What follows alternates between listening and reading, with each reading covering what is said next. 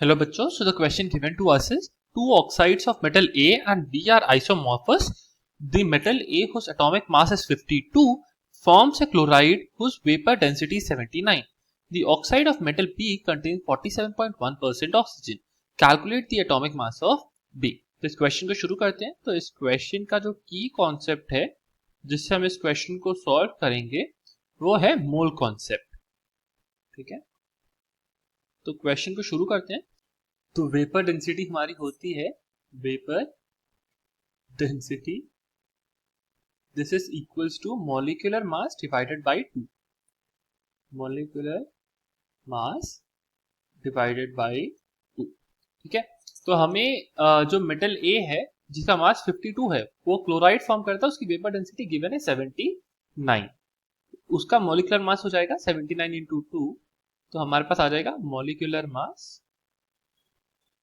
ठीक है, of chloride जिसके साथ वो मेटल ए कंबाइन कर रहा है।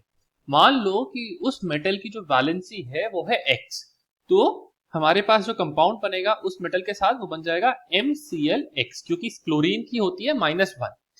तो हमारे पास अगर मान लो हमारे पास कोई कंपाउंड होता है, फॉर जनरल नोट हमें पता होना चाहिए कि हमारे पास अगर कोई कंपाउंड है M और B, हमारे पास M की जो हमारे पास मान लो कि इसके ऊपर चार्ज है A पॉजिटिव और B के ऊपर चार्ज है मान लो D नेगेटिव, तो जो कंपाउंड बनता है वो ऐसे बनता है MD और BA। ठीक है, ये कंपाउंड फॉर्म होता है, मतलब कि इधर हमारे पास जो B है उधर क्लोरीन है, क्लोरीन की जो चार्ज है वो है -1, तो जो -1 है मतलब वो M की जगह वो आ जाएगा 1। ठीक है, क्योंकि हमारा जो चार्ज है वो उधर आ जाएगा M1, और B का जो B के ऊपर हम मल्टीप्लाई करेंगे A को, A है हमारे पास मेटल के ऊपर वैलेंसी, इधर मेटल की वैलेंसी हमने मानी है X, इसीलिए MClX कंपाउंड बना रहा है मेटल A। ठीक है, तो हम लिखेंगे अब कि 79 इंटू 2 जो कि हमारे बराबर हो जाएगा 158, ये इक्वल है MClX के। अब हमें गिवन है मेटल A का मास जो कि है 52, हमें क्लोरीन का मास पता है दैट इज 35.5x, ये बराबर हो जाएगा 158, क्योंकि 158 उसका मॉलिक्यूलर मास है। तो molecular mass is equal to the sum of atomic masses of M and X into chlorine. ठीक है, तो हमारे पास आ जाएगा 158 is equals to 52 plus 35.5x is equals to 158। तो इससे हम लोग x की वैल्यू निकालेंगे तो आ जाएगी हमारे पास 3। इसीलिए जो मेटल A कंपाउंड बना रहा है वो बना रहा है MCl3। ठीक है, अब सेकेंड ऑक्साइड जो हमारे पास है उसमें हमें क्या गिवन है कि परसेंटेज ऑक्सीजन 47.1 है। ठीक है, लिख लेते हैं percentage oxygen is equals to 47.1। ठीक है, तो क्योंकि ये दोनों स्ट्रक्चर आइसोमॉर्फस है, आइसोमॉर्फस का मतलब होता है कि सिमिलर स्ट्रक्चर है, तो उनमें जो मेटल है हमने पहले निकाला था मेटल M जो है उसकी हमने इधर निकाला कि उसका जो वैलेंसी आई है वो आई है 3। ठीक है, तो इधर भी इसकी जो वैलेंसी है वो X की वैल्यू हो जाएगी 3।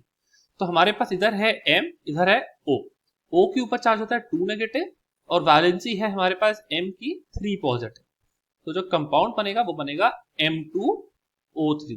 तो ये है compound B from metal B। ठीक है, मेटल B कंपाउंड जो बनाता है वो है M2O3।